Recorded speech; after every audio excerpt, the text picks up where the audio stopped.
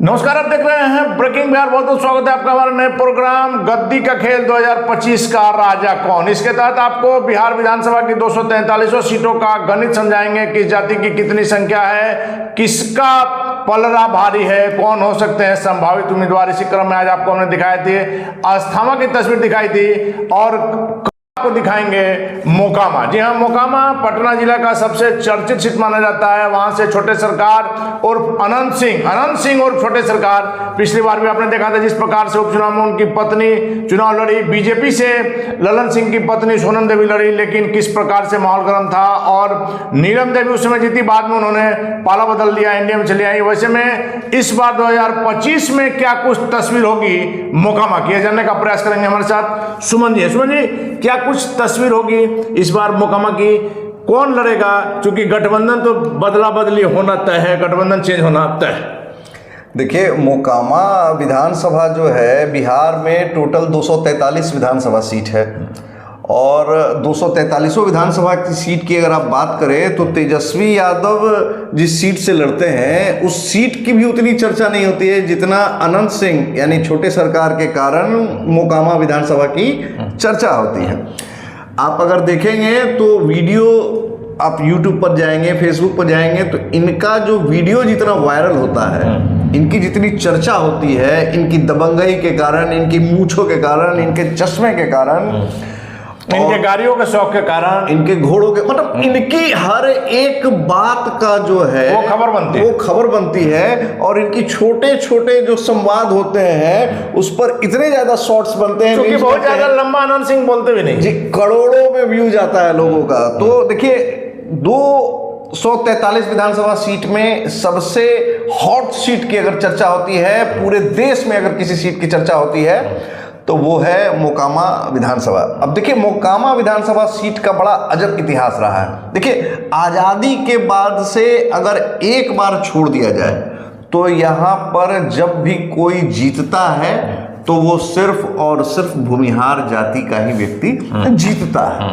आपको याद होगा, मैं अपने दर्शकों को बहुत पास्ट में नहीं ले जाना चाहूँगा, लेकिन कुछ वर्षों पहले तक मैं बात करना चाहूँगा। देखिए, श्याम सुंदर सिंह धीरज कांग्रेस के नेता हुआ करते थे और मोकामा सीट से 2 बार विधायक भी बने। तो श्याम सुंदर सिंह धीरज के सिपाहसलारों में गिनती होती थी दिलीप सिंह की, अनंत सिंह के भाई की। जी हाँ, यही अनंत सिंह मोकामा विधायक जो अभी पूर्व विधायक कहे जाते हैं, उनके बड़े भाई दिलीप सिंह की चर्चा होती थी श्याम सुंदर सिंह धीरज के सिपाहसलारों में।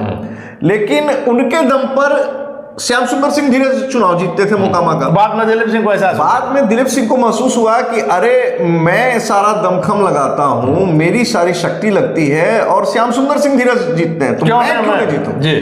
और यही सोचकर श्याम सुंदर सिंह धीरज को हटाकर दिलीप सिंह चुनाव लड़ते हैं और मतलब उनका सामना करते हैं, आमने सामने आते हैं और उनको धूल चटा देते हैं।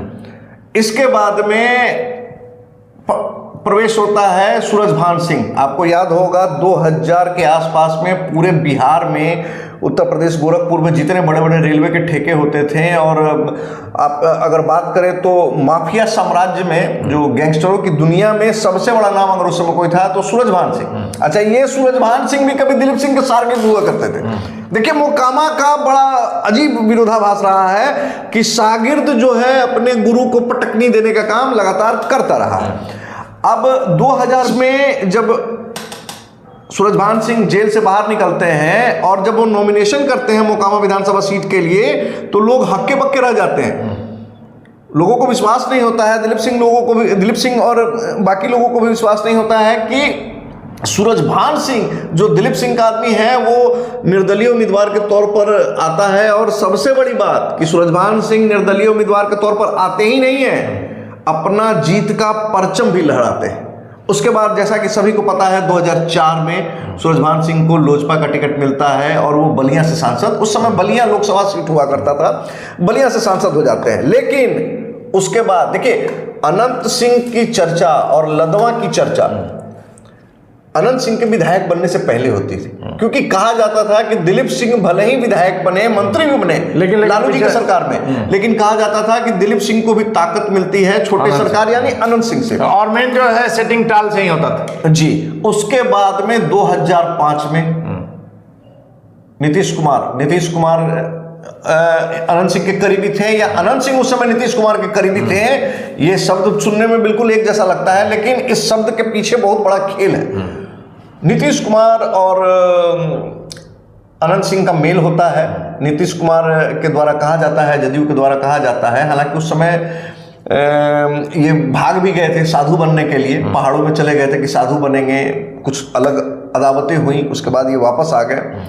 और नीतीश कुमार के द्वारा कहा जाता है कि भाई अब आप विधानसभा जो है 2005 में अब आप ही आओ, सूरजभान सिंह के रथ को कोई रोक सकता है। तो उस समय सूरजभान सिंह ने अपने भाई को खड़ा कराया था, और 2005 में फिर अनंत सिंह जो आते हैं, सूरजभान सिंह के भाई कौन, ललन सिंह 2005 में खड़ा होते हैं, लेकिन ललन सिंह उनके सामने नहीं टिक पाते हैं, और अनंत सिंह का 2005 से जो विजयी रथ शुरू होता है वो आज भी उनकी पत्नी के रूप में 2022 मतलब मोकामा पर उनका कब्जा बरकरार है। बिल्कुल। देखिए, कहने को अनंत सिंह भूमिहार जाति से आते हैं, लेकिन अनंत सिंह की पैठ आप देखेंगे तो धानुक समाज में, अति पिछड़े समाज में जितनी उनकी पैठ है, जिनकी उनकी लोकप्रियता है, और 10-15 हजार वोट तो उनका दलितों में ऐसे ही रखा हुआ है। और मोकामा टाल में हम लोग जब घूमे थे पिछला बार जब उपचुनाव हुआ था जी, जब उनकी पत्नी नीलम देवी खड़ी थी, आपने देखा होगा कि किस प्रकार से, उस समय तो अनंत सिंह जेल में थे, लेकिन किस प्रकार से लोगों में एक उत्साह था अनंत सिंह के प्रति, जो है उन्होंने करीब आप समझिए तो भगवान का दर्जा दिया हुआ है कि किसी कोई गरीब चला जाए, किसी की बेटी की शादी हो, किसी को बीमारी हो, तो अनंत सिंह के दरवाजे से कोई खाली हाथ वापस नहीं आता है, ऐसा वहां के लोगों का जी। एक मैं किस्सा सुना देना चाहता हूं कि देखिए, अनंत सिंह के आवास पर एक बार कुछ पत्रकारों की टीम गई हुई थी।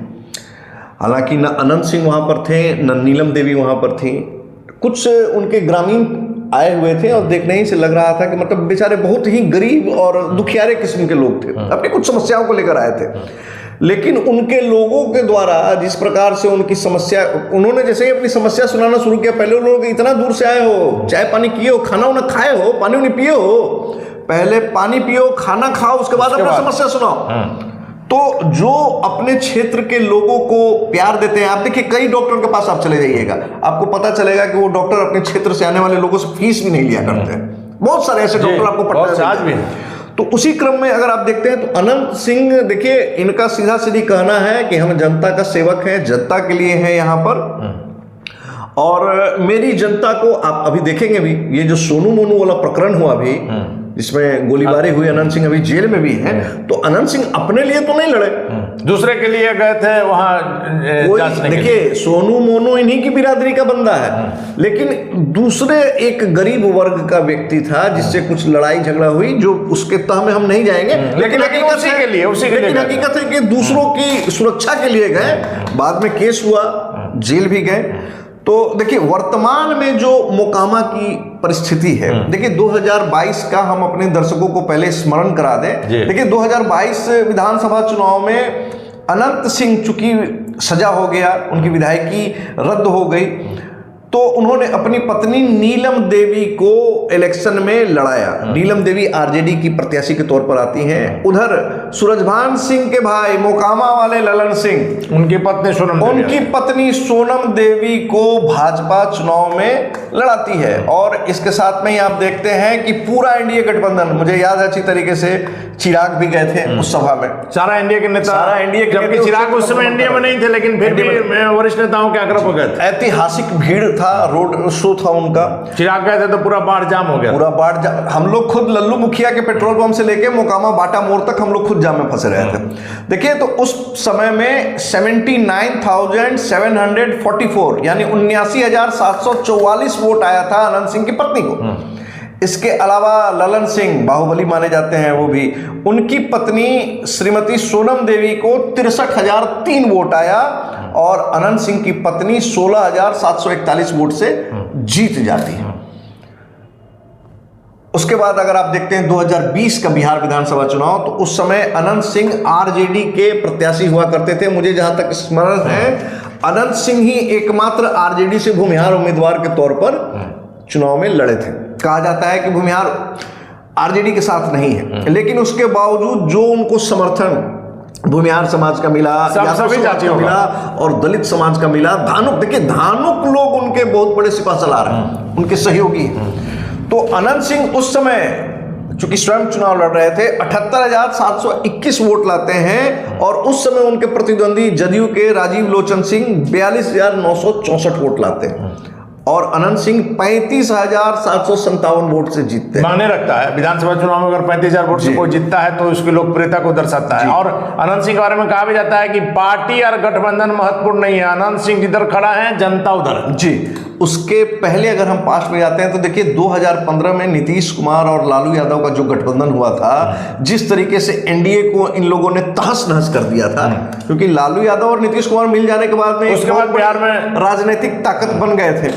लेकिन सबसे आश्चर्यजनक बात क्या है कि आपको याद होगा, मेरे दर्शकों को या नहीं याद हो, पुट्टुस हत्याकांड, एक यादव युवक की हत्या कर दी जाती है और उसके आरोप में अनंत सिंह को जो है उस समय भी शायद जेल जाना पड़ा था। लिपि सिंह ने जो कार्रवाई की थी वो लोगों के ध्यान में होगा। हाँ, लेकिन पुट्टुस हत्याकांड शायद बहुत लोगों को ध्यान में न हो। तो अनंत सिंह उस समय निर्दलीय उम्मीदवार के तौर पर सामने आते हैं, 54,000 वोट ले आते हैं, 54,005 वोट उनको आता है। साथ में ही नीरज कुमार, फायर ब्रांड नेता, जदयू के प्रवक्ता, वो खड़ा होते हैं चुनाव में, उनको 35,657 वोट आता है। उनका भी गृह क्षेत्र है, जबकि नीरज जी का भी मोकामा ही क्षेत्र हुआ। इसके अलावा ललन सिंह, मोकामा वाले ललन सिंह, सूरजभान सिंह के भाई ललन सिंह, वो पप्पू यादव की पार्टी उस समय जाप हुआ करती थी, जाप से चुनाव लड़ते हैं और उनको 16,000 के आसपास में 16,655 या ऐसे ही कुछ वोट उस समय उनको आता है। इसके अलावा लोजपा से सूरजभान सिंह के अपने भाई, छोटे भाई कन्हैया सिंह, उनको लोजपा ने टिकट दिया था, जिसके विरोध स्वरूप ललन सिंह नाराज हो गए थे और जाप से जाकर चुनाव लड़े थे। उनको भी 15,472 वोट आता है। लेकिन इन सब के बावजूद अनंत सिंह 18,348 वोट से मोकामा का किला फतह अनंत सिंह के किला को ढाना लगता है कि जैसे नामुमकिन है। जी, और अभी बहुत सारे लोगों का कहना है, हमने बहुत सारे लोगों का वीडियोस भी देखा है, बहुत सारे लोगों की बातें भी सुनी है, कई पत्रकार साथियों से बात हुआ, कुछ समकक्ष हैं, कुछ वरिष्ठ लोग हैं, उन लोगों से भी बात हुई। देखिए, सभी लोगों का कहना है कि अनंत सिंह अपने आप में एक ऐसी शक्ति है जो मोकामा से खड़ा होते हैं। कई राजनेताओं ने भी इस बात को स्वीकारा है कि उनकी खुद का जो पॉपुलैरिटी है, उनका जो खुद का एक पहचान है, वो सारी पार्टी और जाति पर भारी सबसे ऊपर है। इसके अलावा आप देखते हैं, देखिए टोटल 2,75,000 वोटर हैं वहां पर। आप थोड़ा आंकड़ों की बाजीगरी समझिए, 2022 में जो चुनाव हुआ था उस समय करीबन 2,75,000 वोटर थे और उसमें मोकामा में कहा जाता है कि सबसे ज्यादा अगर किसी जाति का वोटर है तो वो है भूमिहार समाज का। भूमिहार समाज के बाद में अगर किसी जाति के वोटरों की संख्या आती है तो वो है यादव समाज के वोटों की संख्या आती है। उसके बाद अगर हम बात करते हैं तो कुर्मी, कोयरी और धानुक, ये भी एक बड़ा फैक्टर वहां पर है। इसके अलावा पासवानों की बात करेंगे तो 20-25 हज़ार के आसपास में पासवान भी हैं, चमार जाति के लोग भी 14-15 हज़ार, मतलब यादवों का भी जैसा हमने बताया, यादव भी करीबन 27 से 30 हज़ार कहे जाते हैं, और मुसलमान भी हैं 6-6.5 हज़ार के आसपास में।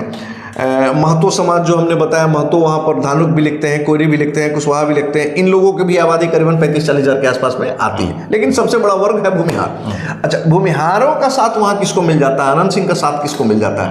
देखिए, भूमिहारों के साथ यानी अनंत सिंह के साथ वहाँ पर ब्राह्मण, राजपूत, इसके अलावा धानुक समाज और पिछड़ा समाज जो है एकदम बिल्कुल चट्टानी एकता के साथ में खड़ा रहता है, जिसका नतीजा है, हालांकि देखिए दबे जुबान में इधर कुछ महीनों से चर्चा चल रही है कि 2024 का जो लोकसभा चुनाव हुआ उसमें मुंगेर लोकसभा का पार्ट है मोकामा विधानसभा। अब मोकामा विधानसभा में कहानी यह है कि ललन सिंह तो मुंगेर लोकसभा से जदयू के कैंडिडेट थे, वो जीत जाते हैं, और कुख्यात अशोक महतो, बाहुबली अशोक महतो की पत्नी अनीता देवी, वो भी चुनाव लड़ी थी आरजेडी के सिंबल पर मुंगेर लोकसभा से। ललन सिंह से उनका विरोध होता है, मतलब राजनीतिक लड़ाई होती है उनकी।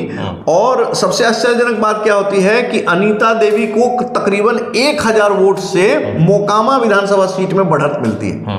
सबसे बड़ी बात ये अनंत सिंह के लिए मुश्किल वाली बात। अब देखिए सबसे बड़ी बात क्या है, उस समय अनंत सिंह को तकरीबन 30 दिन का पैरोल भी मिला था। हालांकि अनंत सिंह से जब पूछा गया कि इलेक्शन के बीच में पैरोल, तो उन्होंने कहा कि हमको आपस में कुछ बंटवारा करना है, पारिवारिक बंटवारे के लिए कोर्ट ने हमको समय दिया है। अनंत सिंह क्षेत्र में घूमते हैं ललन सिंह के लिए, हालांकि यही ललन सिंह आयुर्वेदिक इलाज भी किए थे इनका, होम्योपैथिक इलाज किए थे ललन सिंह। लेकिन देखिए राजनीति यही है, कभी कोई दोस्त आपका है होगा, क्योंकि राजनीति में कोई स्थायी दोस्त और दुश्मन नहीं होता जी।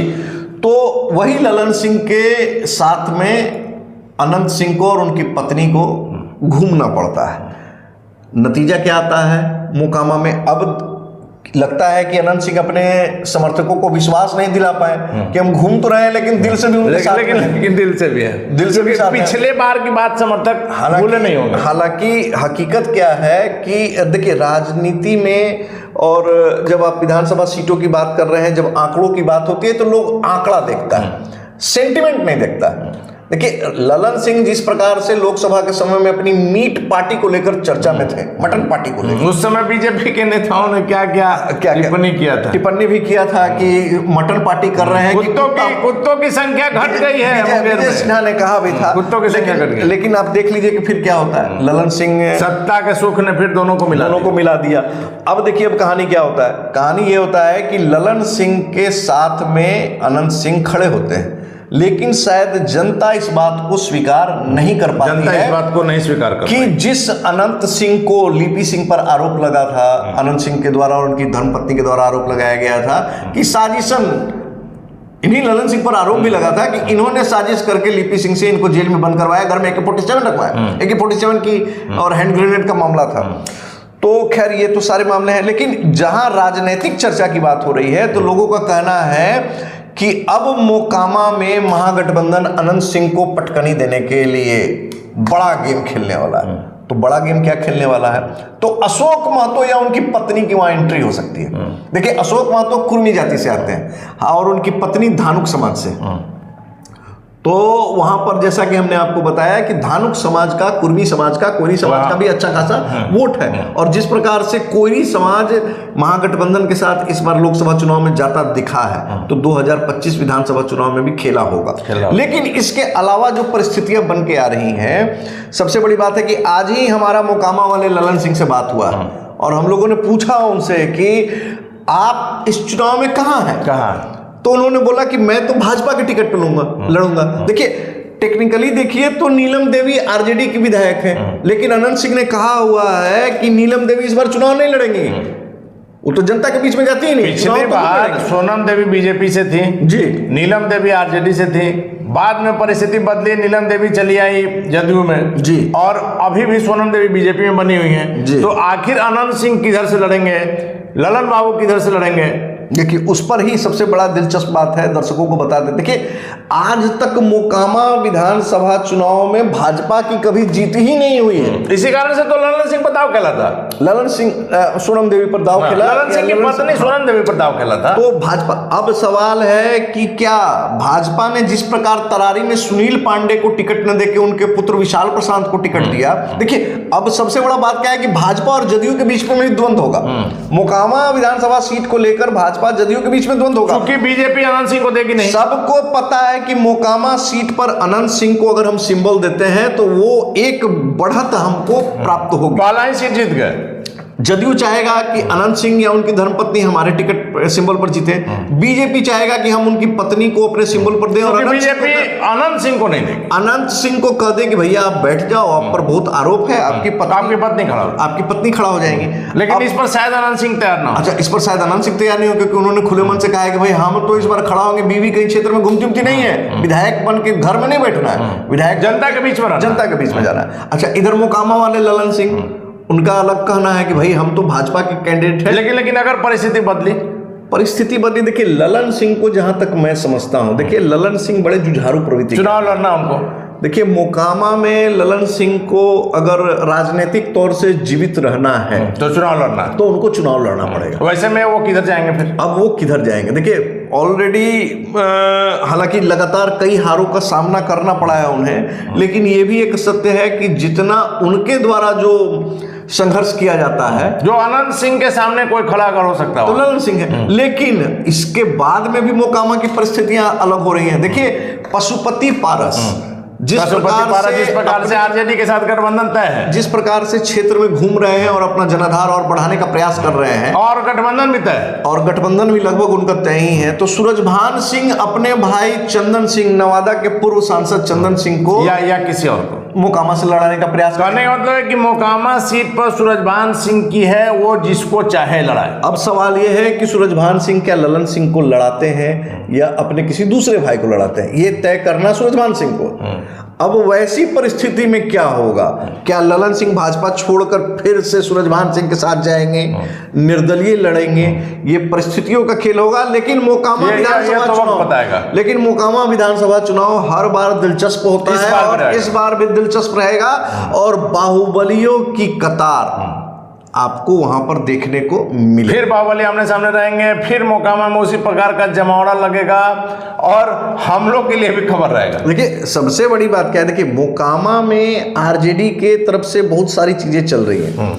जैसा कि मैंने आपको कहा कि आरजेडी का मान के चलिए कि पशुपति पारस के साथ गठबंधन होने वाला है। पशुपति पारस और कोई सीट ले या न ले, एक अपने पुत्र के लिए और एक सूरजभान सिंह अपने लिए निर्धारित सीट करेंगे ही करेंगे, तय है, वो एकदम बिल्कुल तय है। तो अब सवाल है कि जब सूरजभान सिंह तय करेंगे तो सूरजभान सिंह किसको देंगे? अच्छा, इधर जैसा मैंने बताया कि धानुक समाज और कुर्मी समाज का मेल हुआ अशोक महतो और अनीता देवी के मार्फत, तो वहां उनकी भी चर्चा हो रही है। तो तेजस्वी को बैठ के देखना होगा, तेजस्वी यादव को, और ये तय करना होगा कि हमको सवर्णों को भी टिकट देना है, तो किस सीट पर सवर्णों को दे और किस सीट पर हम अशोक महतो को, क्योंकि अशोक महतो की चर्चा और उनके परिवार की चर्चा वार्षिकगंज सीट पर भी है।